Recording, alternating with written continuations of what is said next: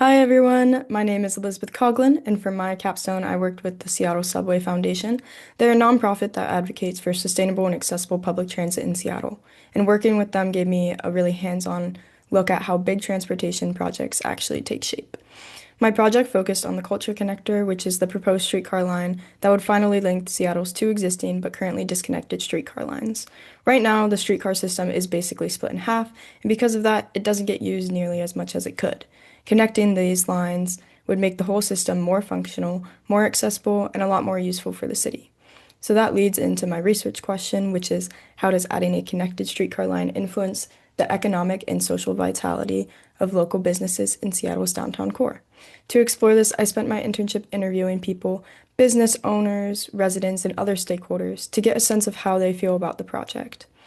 I also reviewed city planning documents and transit reports, and I helped with community outreach. A big part of my role was being out in the community, talking with people at events like the U District Farmers Market, explaining what the project actually is, how it works, and how it might affect them.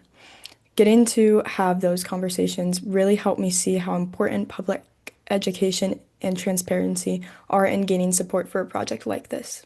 From the interviews, the responses were honestly pretty mixed, but overall leaned positive. Most business owners were excited about the potential increase in visibility, accessibility, and customer traffic that a connected streetcar could bring. A lot of people saw it as something that could boost foot traffic and help revitalize the downtown area, especially as Seattle works to recover after the pandemic. But I also want to acknowledge the concerns I heard. Some business owners were worried about short-term construction impacts, things like reduced access, noise, or fewer customers during the building phase.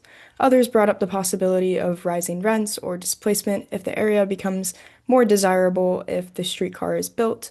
Those concerns are important, and they highlight why equitable planning has to be a part of the process from the beginning.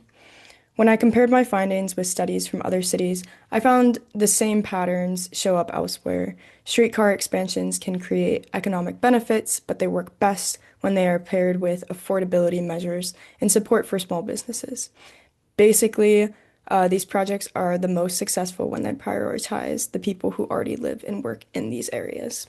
I also looked at city data, which shows that connecting the two streetcar lines would actually double ridership. More people using transit means fewer cars on the road, which can also help reduce congestion and lower emissions downtown. So, beyond helping local businesses, the project also aligns with larger sustainability and environmental goals for the city. Overall, the big takeaway from my project is that the Culture Connector has the potential to strengthen community, improve mobility, and support a more sustainable and walkable Seattle, but only if it's implemented with equity in mind. That means intentional planning, protecting small businesses, and making sure the benefits reach the people who are already part of the community. Working on this internship gave me the chance to really understand how community engagement shapes big public projects.